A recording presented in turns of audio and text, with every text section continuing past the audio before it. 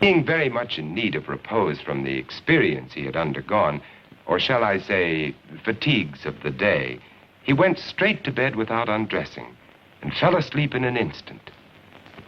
A few hours later,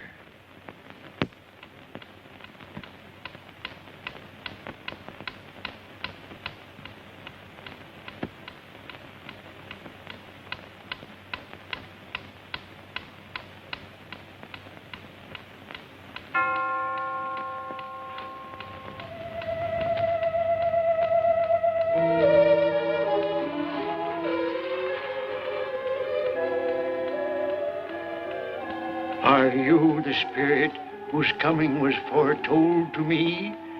I am. Who and what are you? I am the ghost of Christmas past. Long past? No, your past. What business brings you here? Your welfare. I have things to show you, which are the shadow of the things that have been. Rise.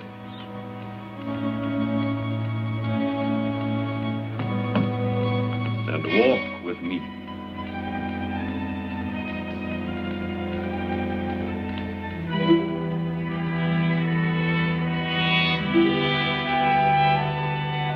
the ghost of Christmas past led Scrooge down the road which he had forgotten for so many years. He showed him a Christmas day in the past, which was a happy one for most children, but not for one lonely schoolboy. Ebenezer Scrooge. Do you know that boy?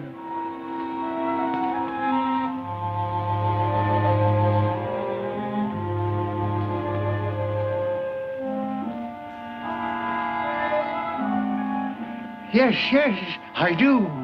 It is I, as a boy. Oh, I remember that Christmas well.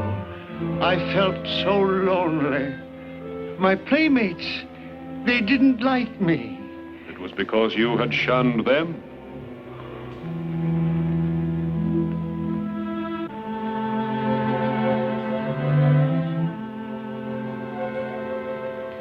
Oh, poor boy. I wish... What is the matter? There was a boy singing a Christmas carol on the street last night.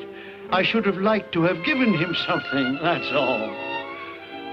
Shall I show you another Christmas, 40 years ago, when a fair young girl released you from your marriage contract? No, no. Because she discovered you had ceased to love her. Your greed, avarice, and desire for wealth had killed the love she had for you. No, no, Spirit, show me no more.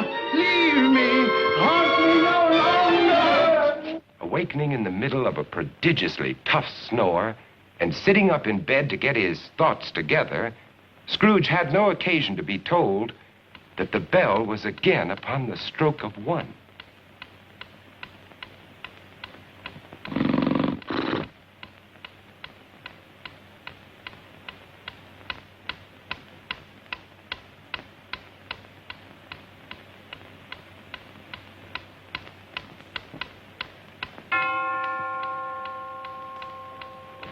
Scrooge!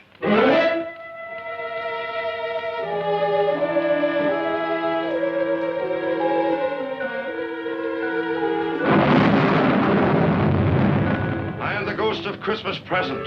Look upon me. Yes, Spirit, conduct me where you will. I went forth last night on compulsion, and I learned a lesson which is working now. Tonight, if you have aught to teach me, let me profit by it. Touch my robe.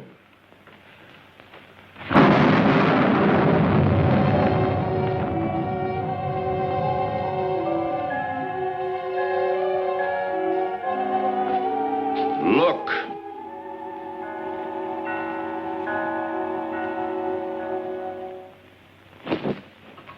Belinda, bring the plates. Oh, Mother, I need it. Belinda, there's a great deal of work to be done. Help your sister. Missy, you get the As I came by outside, I could smell the sage and the onions. You knew it was off, Mother. Oh, I certainly did, boy. Peter, set the chairs. Can I put some chestnuts on the fire, Mother? No, your father will do that when he comes. What has gotten your precious father? And your brother, Tiny Tim?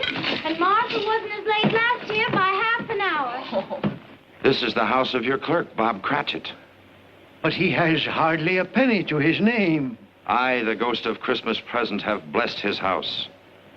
Here comes Bob now with another member of his family, Tiny Tim. And a Merry Christmas, everybody. And there you are, Tiny Tim, right in your own chair. Merry Christmas, Bob. And Martha. Yes, here I am again. Christmas wouldn't be Christmas without Martha coming to visit us. Bob. And how did Tiny Tim behave today, Bob? Fine. He told me coming home that he was glad he'd been to church, because it's pleasant to remember that the day is called Christmas, after he who made the lame to walk and the blind to see. Oh, what a beautiful Christmas table. It would be more beautiful if we had a turkey, but we'll manage. Of course we will.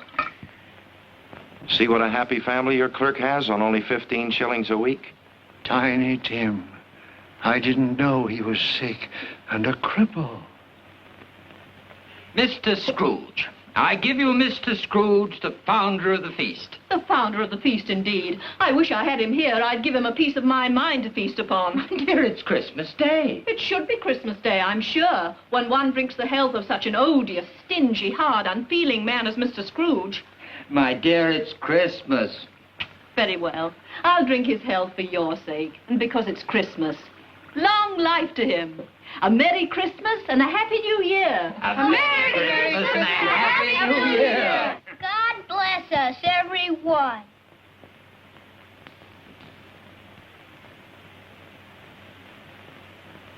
Tell me, Tiny Tim, will he live?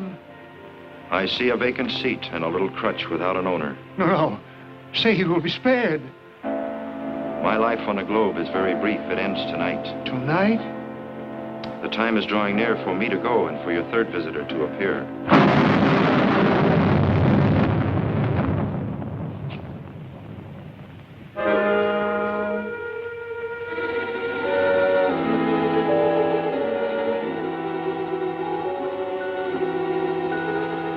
I am in the presence of the ghost of Christmas yet to come. Ghost of the future, I fear you more than any specter I have seen. But lead on, I want to know.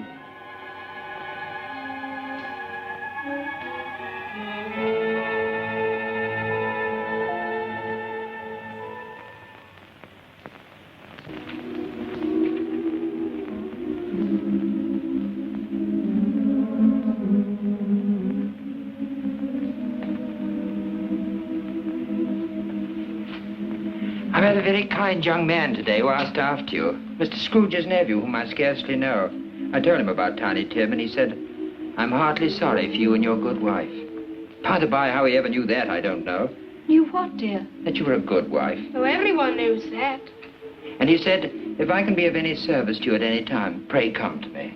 He's rather unlike his old Uncle Scrooge, isn't he?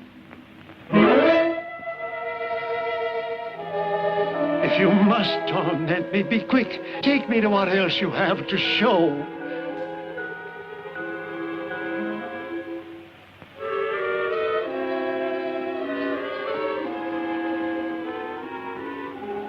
I don't know much about it either. I only know he's dead. When did he die? Last night, I believe. What had he done with his money? I haven't heard. But he'll have no use for it where he's going. It's likely to be a cheap funeral, for upon my life I don't know anyone to go to it. Suppose we make up a party and volunteer. When I come to think of it, I'm not at all sure that I wasn't his most particular friend. For we used to stop and speak whenever we met. I don't mind going to his funeral if lunch is provided.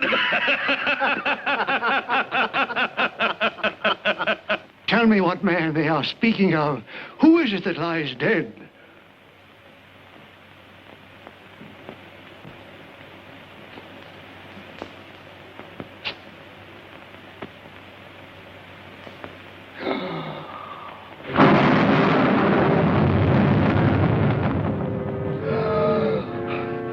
No, hear me. I am not the man I was. Assure me I yet may change the shadows you have shown me